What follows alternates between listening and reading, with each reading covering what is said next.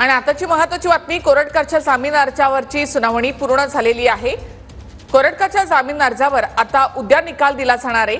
आवाजाचा नमुना नोंद करण्यासाठी मी कोणत्याही वेळी उपलब्ध असेल असा अर्ज प्रशांत कोरटकरने न्यायालयामध्ये दिलाय। कोरटकरच्या जामीन अर्जावरची सुनावणी पूर्ण झालेली आहे। कोरटकरच्या जामीन अर्जावर आता उद्या निकाल दिला जाणार आहे। कोल्हापूर सत्र न्यायालयामध्ये उद्या यावर निकाल येईल। कोरटकरच्या जामीन अर्जावरची सुनावणी आता पूर्ण झाली आहे। प्रशांत कोरटकरच्या जामीन अर्जावरची सुनावणी संपली आणि उद्या या संदर्भात कोर्ट निकाल देणार आहे।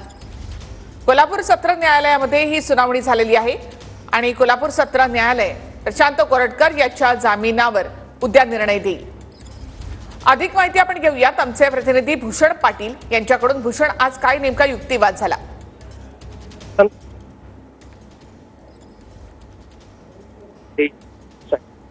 प्रशांत कोरटकर याच्याकडून सौरभ घाग हे वकील उपस्थित होते, तर सरकारी वकील विवेक शुक्ल होते।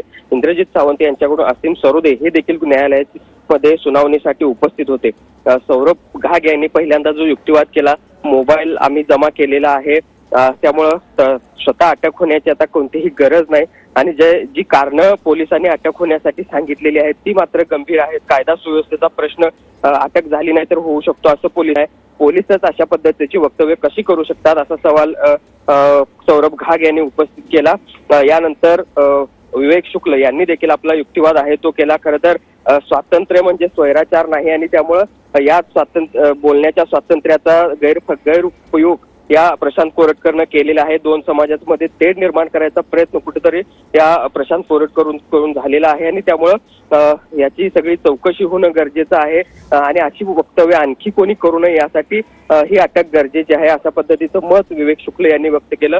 या सगळ्यावर युक्तिवाद करताना असीम सरोदे यांनी देखील वक्तव्य काही केली। दोन समाजात तेढ निर्माण करण्यासाठीच हे वक्तव्य केलं गेल्याचं दिसतंय। मोबाईल जो जमा केला तो इरेज करून केला गेलेला होता। त्याचबरोबर जर जुना राजवाडा पोलीस ठाण्यामध्ये जर हा गुन्हा दाखल असेल तर मग कोरटकरने नागपूर न्यायालयात आपले अर्ज का दाखल केले असा देखील सवाल केला। त्यामुळे न्यायालयाची देखील कुठेतरी दिशाभूल या सगळ्या प्रशांत कोरटकर कडून सुरू आहे आणि त्यामुळे ज्यावेळी हे सगळं संभाषण झालं त्या धन्यवाद भूषण एकूणच माहितीबद्दल। तर कोरटकरच्या जामीन अर्जावर उद्या निर्णय दिला जाणार आहे।